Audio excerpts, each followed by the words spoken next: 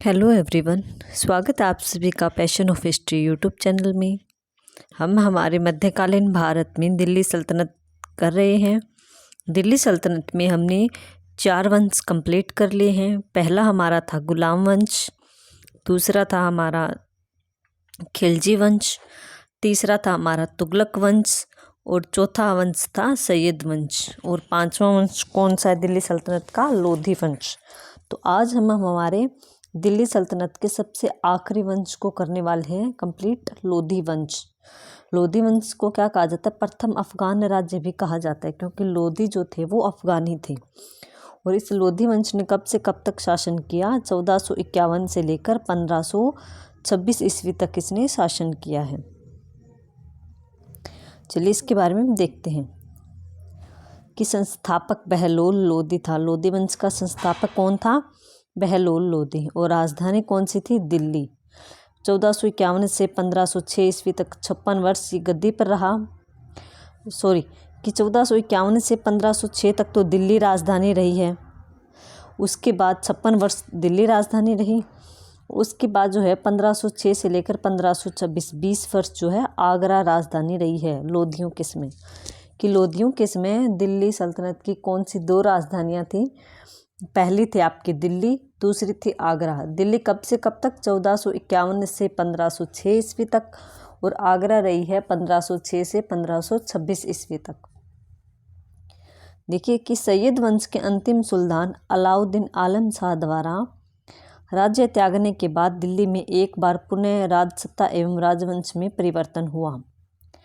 सैयदों का स्थान अब लोधियों ने ले लिया। कि सैयद वंश की जगह, ये वंश का नाम है, सैयद की जगह अब कौन आ गए? अब लोधी वंश आ गया। बहलोल लोधी जो कि प्रथम शासक था, संस्थापक भी था, ने प्रथम अफगान राज्य की स्थापना की। सैयदों के समान लोधियों को भी विषम परिस्थितियों का सामना करना पड़ा। मतलब कि जब लोधी गद्दी पर बैठे दिल्ली सल्तनत में तो इन्हें भी काफ़ी विद्रोहों का सामना करना पड़ा। इनके सामने भी परिस्थितियाँ काफ़ी खराब थी दिल्ली में, परंतु सैयदों की अपेक्षा लोधियों ने अधिक दृढ़तापूर्ण परिस्थिति का सामना किया। कि जो सैयद वंश के शासक थे उनके सामने भी सिचुएशन खराब थी, लेकिन उन्होंने उनको अच्छे से हैंडल नहीं किया। जबकि जो लोधी थे इन्होंने दिल्ली में, इनके सामने भी परिस्थितियां खराब थी, लेकिन उन्होंने इन सारी परिस्थितियों या सारी समस्याओं का दृढ़तापूर्वक सामना किया और इनको एक एक करके दूर करने का प्रयास किया। लोधियों के उदय से ही दिल्ली सल्तनत के विघटन की प्रक्रिया पूरी हो गई। मतलब कि इसके पतन का जो चरण चल रहा था वो पतन भी लगभग कंप्लीट हो गया। लोधियों का स्थान किसने ले लिया बाद में? मुगलों ने, जिसमें कि बाबर आएगा जो कि इब्राहिम लोधी को हराकर मुगल वंश की स्थापना कर देगा। लोधी वीर और साहसी अफगानी थे। मतलब काफ़ी वीर थे लोधी वंश के सभी शासक और साहसी भी थे। इनमें से अनेक व्यापारियों के रूप में भारत आए थे। कि यह यहाँ के नहीं थे बल्कि ये अफगान के रहने वाले थे और व्यापारी बनकर भारत में आए थे। अफगानों ने दिल्ली सल्तनत की सेवाएं कर अपने लिए सेना और प्रशासन में महत्वपूर्ण पद प्राप्त कर लिए। कि इन्होंने जो है राजाओं का दिल जीत कर उनकी सेवाएं कर कर राज्य में अपनी स्थिति मजबूत कर ली, अच्छे अच्छे पद प्राप्त कर लिए। तुगलकों के समय से ही अफगानों का राजनीतिक उत्कर्ष शुरू हो गया था। कि जिस समय हमने हमारा तुगलक वंश पढ़ा था, जिसमें कि गयासुद्दीन तुगलक, मोहम्मद बिन तुगलक, फिरोज शाह तुगलक, जब हम ये शासक गद्दी पर बैठे थे उसी समय अफगानों की एंट्री हो गई थी दिल्ली सल्तनत में और इन्होंने धीरे धीरे अपने पैर जमाने शुरू कर दिए, अपनी सिचुएशन को अच्छी बनाना शुरू कर दिया। यह उत्थान बहराम के समय से हुआ। अब देखते हैं हम इनके शासक कि लोधी में कौन कौन से शासक थे। तो सबसे पहला हमारा जो शासक आएगा वो आएगा बहलोल लोधी, जो कि इस वंश का संस्थापक भी था और काफ़ी महत्वपूर्ण शासक भी है। बहलोल लोधी, याद रखिएगा कि लोधी वंश का संस्थापक कौन है? बहलोल लोधी। बहलोल लोधी का टाइम पीरियड कितना है? 1451 से लेकर 1489 ईस्वी तक। इस वंश की स्थापना बहलोल लोधी ने की। इसका पितामह मलिक बहराम था। कि बहलोल लोधी के पिताजी का क्या नाम था? मलिक बहराम। उसके पिता का नाम मलिक काला था। पितामह मीन्स दादाजी का नाम मलिक बहराम था और पिता का नाम मलिक काला था। वह दोराला का प्रशासक था। बहलोल जब गर्भ में था तो उसके पिता की मृत्यु हो गई, मतलब कि मलिक कालाजी की मृत्यु हो गई। अतः इसका पालन पोषण उसके चाचा मलिक सुल्तान शाह इलम खान ने किया। 19 अप्रैल 1451 ईस्वी में इसका राज्याभिषेक हुआ। कब होता है इसका राज्याभिषेक बहलोल लोदी का? 19 अप्रैल 1451 ईस्वी। राजसत्ता सैयदों के हाथों से निकलकर लोदियों के हाथों में चली गई। आगे देखिए, यहाँ पर आपको इतना याद रखने की ज़रूरत नहीं है, मेन यही है कि बस इतना याद रखना कि बहलोल लोदी ने लोदी वंश की स्थापना की। इनके पिताजी और माताजी के बारे में इतना नहीं पूछा जाता, सिर्फ इतना याद रख लेना कि बहलोल लोदी लोदी वंश का संस्थापक था और इसने 1451 से 1489 ईस्वी तक शासन किया और 19 अप्रैल 1451 को इसका राज्याभिषेक होता है। आगे कि सरकी सुल्तान महमूद शाह का विवाह सैयद वंश के अंतिम सुल्तान अलाउद्दीन आलम शाह की पुत्री बीबी राजी से हुआ था। कि जो सैयद वंश का अंतिम सुल्तान था ये अलाउद्दीन आलम शाह, इसकी बेटी थी बीबी राजी। इसका विवाह किससे हुआ था? सरकी के एक सुल्तान महमूद शाह, इससे हुआ था। वह बहलोल द्वारा दिल्ली का तख्त हथियाए जाने और अपने पिता के अपदस्थ किए जाने से नाराज थी। कौन थी ये? बीबी राजी जो थी ये नाराज थी कि तुमने मेरे पिताजी को गद्दी से हटाकर अफगान वंश की स्थापना कर दी, लोधी वंश की स्थापना कर दी और मेरे पिताजी को गद्दी से हटा दिया। बहलोल और महमूद की सेना में पानीपत के निकट नरेला नाम की एक जगह है, वहाँ पर युद्ध होता है। किन किन के बीच में? बहलोल लोदी के बीच में और महमूद शाह। ये महमूद शाह कौन है?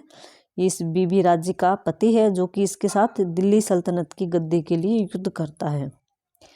अरब में सर की सेना जो थी बड़ी वीरता से लड़ी। सर के मीन्स ये सुल्तान महमूद शाह बड़ी वीरता से लड़ा, परंतु महमूद शाह के अफगान सेनापति दरिया खां लोदी के युद्ध से अलग हो जाने के परिणाम स्वरूप सर की सेना की हार हो गई। कि इनका जो एक सेनापति था वो इनसे अलग हो गया और उन लोधियों के साथ जाकर मिल गया, जिससे कि इनकी सेना हार गई। मेन मतलब यही है कि ये लोधियों की जीत हुई और इसकी जो बीबी राजे की सेना थी वो हार गई। नेक्स्ट आपका कि ग्वालियर के अंतिम अभियान के बाद दिल्ली लौटते समय लू लगने से बीमार था। 12 जून 1489 ईस्वी में मिलावली में बहलोल लोदी की मृत्यु हो गई। बोला जाता है कि जब ये दिल्ली लौट रहा था अपने ग्वालियर के अभियान से तो इसको रास्ते में लू लग गई और लू लगने के बाद ये बीमार रहने लगा और बीमार रहने के कारण इसकी 12 जून 1489 ईस्वी को मृत्यु हो गई। जौनपुर राज्य का दिल्ली सल्तनत में विलयन इसकी एक महत्वपूर्ण उपलब्धि थी। यहाँ से कई बार एग्जाम में क्वेश्चन आता भी है, पूछा जाता है कि जौनपुर को दिल्ली सल्तनत में किसने मिलाया था? बहलोल लोदी ने। दिल्ली सल्तनत के सभी शासकों में सर्वाधिक 38 वर्ष तक इसने शासन किया।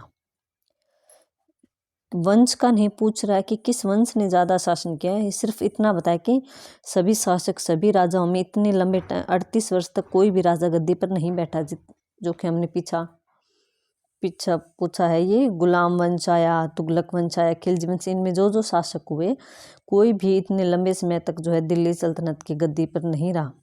एकमात्र बहलोल लोदी है दिल्ली सल्तनत में जो कि 38 साल गद्दी पर बैठा रहा है। दिल्ली सल्तनत पर शासन करने वाला यह प्रथम अफगान वंश था। ये हम ऊपर पढ़ ही चुके हैं कि लोदी वंश जो था ये प्रथम अफगान वंश था।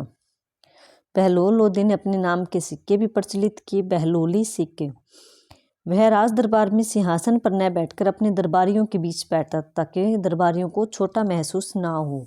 मतलब ये उदार शासक था, अपने दरबारियों के साथ उनके सामने ही बैठता था, उनके बीच में बैठकर उनसे बातचीत करता था, अपने राज सिंहासन पर बैठकर बातें नहीं करता था। तो ये था आपका बहलोल लोदी। अब आगे आता है आपका सिकंदर लोदी जो कि काफ़ी इम्पोर्टेंट है। सिकंदर लोदी से भी कई बार एग्जाम में क्वेश्चन आते हैं, जिसका टाइम पीरियड है 1489 ईस्वी से लेकर 1517 ईस्वी। यह लोदी वंश का सर्वश्रेष्ठ शासक था। याद रखिएगा, पूछ ले अगर कि लोदी वंश का सर्वश्रेष्ठ शासक कौन था, तो सिकंदर लोदी था। 1489 ईस्वी में बहलोल लोदी की मृत्यु के बाद उसका तीसरा पुत्र निजाम खान सिकंदर लोदी के नाम से दिल्ली की गद्दी पर बैठता है। कि बहलोल लोदी के 3 पुत्र थे, जिसमें से तीसरा पुत्र था ये, इसका नाम निजाम खान था। लेकिन जब ये गद्दी पर बैठा तो इसने अपना नाम सिकंदर लोदी कर लिया। सिकंदर लोदी के नाम से गद्दी पर बैठा कब? 16 जुलाई 1489 ईस्वी को। इसकी माता जेबनद सुनार की पुत्री थी। बहलोल लोदी के 9 पुत्रों में निजाम खान सबसे योग्य था।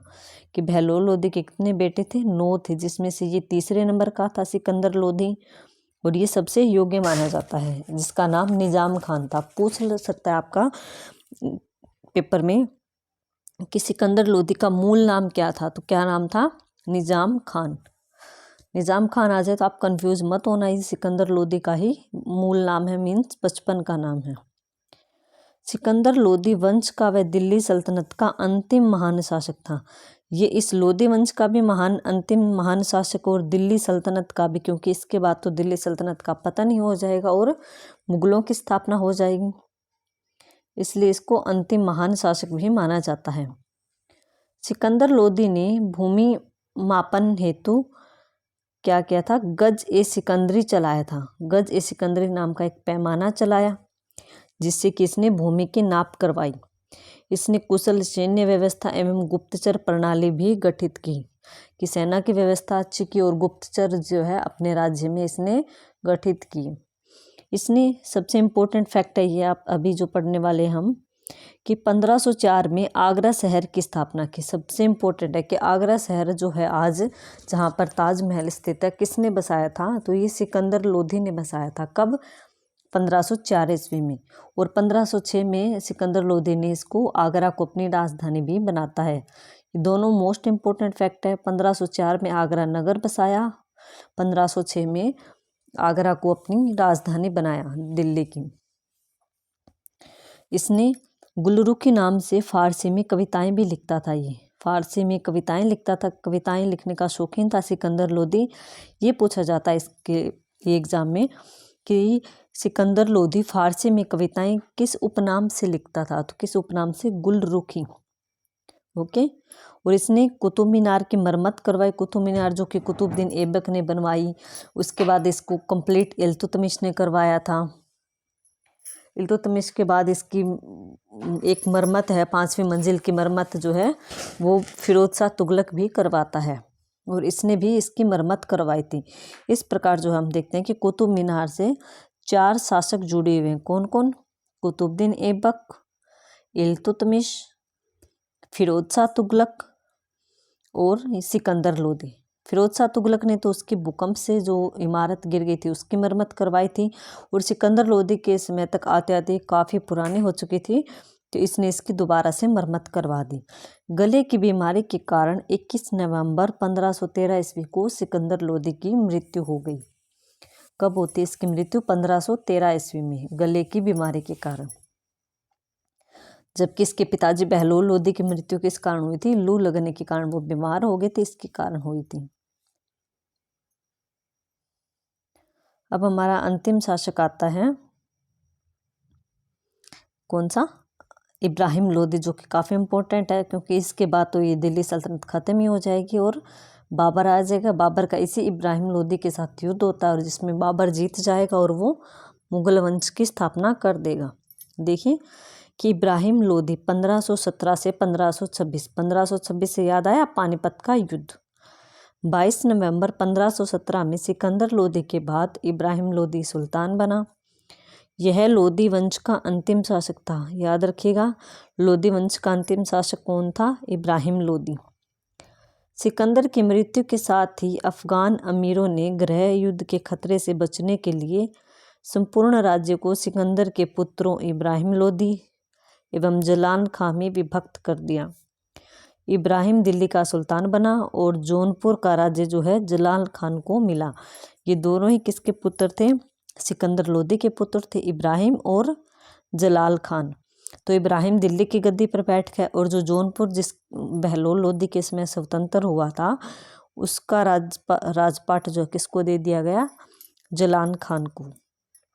इस व्यवस्था द्वारा अफगान अमीर दिल्ली और जौनपुर अपना नियंत्रण भी बनाए रखना चाहते थे कि जो अमीर थे दिल्ली के, उन्होंने इनको एक को दिल्ली की गद्दी पर बैठाया, एक को जौनपुर की गद्दी पर। तो कहीं ना कहीं इसमें जो है अमीरों का भी स्वार्थ था।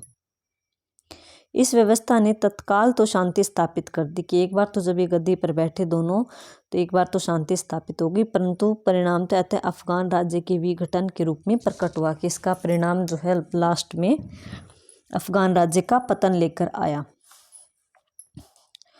इब्राहिम लोदी ने दरबार के शक्तिशाली सरदारों के दमन की नीति अपनाई कि इब्राहिम लोदी जब गद्दी पर बैठा तो इसने अपने दरबार में जो शक्तिशाली सरदार थे उनके दमन करने की नीति अपनाई, जिससे कि वह अलोकप्रिय हो गया क्योंकि सरदार जो थे सारे इसके विरुद्ध हो गए। 21 अप्रैल 1526 ईस्वी को बाबर वर्सेस इब्राहिम लोदी में पानीपत का प्रथम युद्ध हुआ। ये तो मोस्टली सभी को पता है और मोस्ट इम्पोर्टेंट है कि पानीपत का प्रथम युद्ध कब हुआ, 1526, 21 अप्रैल 1500। इसकी पूरी डेट आप याद रखना, कई बार कंफ्यूज कर देता है। 1526 तो एग्जाम में दिया हुआ मिलेगा, लेकिन आगे 20, 21, 22, 23 ऐसे अप्रैल में आगे कंफ्यूज कर देगा। तो याद रखिएगा 21 अप्रैल 1526 को पानीपत का प्रथम युद्ध किसके बीच, बाबर और इब्राहिम लोदी, जिसमें इब्राहिम लोदी मारा गया। दिल्ली सल्तनत के तहत प्रथम अफगान राज्य जो बहलोल लोदी ने शुरू किया था वो ख़त्म हो गया और भारत में मुगलों की सत्ता स्थापित हो गई।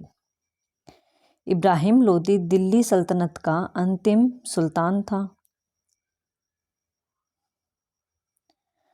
उसकी मृत्यु के साथ ही सत्ता जो है मुगलों के हाथों में चली गई, मुगलों में बाबर के हाथों में। इब्राहिम एक बहादुर व्यक्ति और दक्ष सेनापति था। यह दिल्ली का प्रथम सुल्तान था जिसने कि युद्ध भूमि में वीरगति प्राप्त की, मतलब कि ये दिल्ली सल्तनत का प्रथम सुल्तान था जो कि युद्ध भूमि में मारा गया। इब्राहिम की नीतियों और अफगान अमीरों की उच्छृंखल प्रवृत्ति के कारण इब्राहिम के साथ दिल्ली सल्तनत का 300 वर्षों का जो शासन था वो खत्म हो गया। कि जो पूरी दिल्ली सल्तनत ने कितने साल शासन किया, 1206 से लेकर 1526 ईस्वी तक 300 साल का इसका जो शासन चला आ रहा था वो खत्म हो गया इब्राहिम लोदी के समय। बाबर की तुलना में इब्राहिम की सेना विशाल थी कि इब्राहिम के पास सेना ज़्यादा थी जबकि बाबर के पास कम थी, परंतु इब्राहिम लोदी की सेना संगठित नहीं थी, ट्रेंड नहीं थी, ट्रेनिंग नहीं दी गई उनको अच्छी तरह से लड़ने की। बाबर के पास सबसे शक्तिशाली तोपखाना था जिसके कारण उसकी जीत हुई। बाबर ने पानीपत के मैदान में कुशल व्यूह रचना, मतलब किसने पूरी प्लानिंग के साथ युद्ध के मैदान में एंट्री की थी। अपने सेनापतियों को अच्छी तरह से इसने गाइड किया कि कैसे कैसे युद्ध करना, जबकि इन सब चीज़ों की कमी इब्राहिम लोदी के पास थी। इसने रूमी और तुलगमा पद्धति का सहारा लिया बाबर ने लड़ाई करने के लिए और अपनी स्थिति को मजबूत बनाया। बाबर की स्थिति सुदृढ़ करने के लिए 2 कुशल तोपची भी थे इसके पास, जिसमें एक का नाम है उस्ताद अली और एक का नाम है मुस्तफ़ा। ये पूछे जाते हैं कि बाबर के तोपचियों का क्या नाम था, जो कि जिन तोपचियों ने उसका बहुत ज़्यादा साथ दिया पानीपत के प्रथम युद्ध में। तो याद रखिएगा उस्ताद अली और मुस्तफ़ा। इब्राहिम ने पहले आक्रमण नहीं किया बल्कि बाबर के आक्रमण की प्रतीक्षा ही करता रहा। पहले किसी ने भी युद्ध शुरू नहीं किया बल्कि एक दूसरे की सेनाओं का ये इंतज़ार करते रहे। 19-20 अप्रैल 1526 की रात्रि में बाबर ने अचानक इब्राहिम लोदी के शिविर पर आक्रमण कर दिया कि जहाँ पर इब्राहिम लोदी जिस शिविर में रुका हुआ था अपने सैनिकों के साथ, उस शिविर पर बाबर ने बिना बताए अचानक जो है आक्रमण कर दिया और इस प्रकार ये जो पानीपत का युद्ध था बाबर जीत गया। इब्राहिम लोदी को उसने युद्ध भूमि में मार दिया और लोदी वंश का पतन कर दिया और मुगल वंश की स्थापना कर दी। तो ये हमारी थी दिल्ली सल्तनत, जिसमें कि हमने अनेक शासकों के बारे में पढ़ा, जिसमें हमारा पहले गुलाम वंश था जिसमें कि कुतुबुद्दीन ऐबक इम्पोर्टेंट, फिर सबसे इम्पोर्टेंट था उसमें था इल्तुतमिश और बलबन, ये 2 ज़्यादा इम्पोर्टेंट थे। फिर सेकंड हमारा तुगलक वंश आता है, खिलजी वंश आता है, खिलजी वंश में जो है हमारा अलाउद्दीन खिलजी सबसे ज़्यादा इम्पोर्टेंट था। तीसरा हमारा वंश आता है तुगलक वंश, तुगलक वंश में गयासुद्दीन तुगलक, मोहम्मद बिन तुगलक, फिरोज शाह तुगलक, ये तीनों इम्पोर्टेंट थे। उसके बाद सैयद वंश आता है। सैयद वंश में कोई भी इतना इम्पोर्टेंट नहीं है, बस उनका थोड़ा कर्म पूछा जाता है। तो अब 5वां वंश था हमारा लोधी वंश। लोधी वंश में सिकंदर लोधी सबसे ज़्यादा सर्वश्रेष्ठ था लोधियों में। इब्राहिम लोधी और बहलो लोधी 3 ही शासक पड़ते, 3 शासकों ने शासन किया था, जिसमें से सबसे ज़्यादा समय तक दिल्ली सल्तनत में सिर्फ एकमात्र शासन जो कि 38 वर्ष गद्दी पर बैठा रहा वो था बहलोल लोधी। और एकमात्र युद्ध भूमि में मरने वाला कौन था? शासक इब्राहिम लोधी। तो ये अलग अलग फैक्ट है, इनके बारे में आप याद रखिएगा। आई होप आपको दिल्ली सल्तनत के शासक पसंद आए होंगे, इनके बारे में सारी जानकारी मिली होगी। अब जो है हम हमारी नेक्स्ट वीडियो में इसका प्रशासन देखेंगे कि इसका कैसा मैनेजमेंट था इन सभी शासकों के समय, कौन कौन से मंत्री थे, सेना का कौन सा विभाग था, भूमि का क्या सिस्टम था, कर कैसा था, समाज कैसा था, स्त्रियों की स्थिति कैसी थी, इन सभी के बारे में हम आगे पढ़ेंगे। ठीक है, नेक्स्ट वीडियो में। चलिए ठीक है, थैंक यू सो मच। जय हिंद, जय भारत।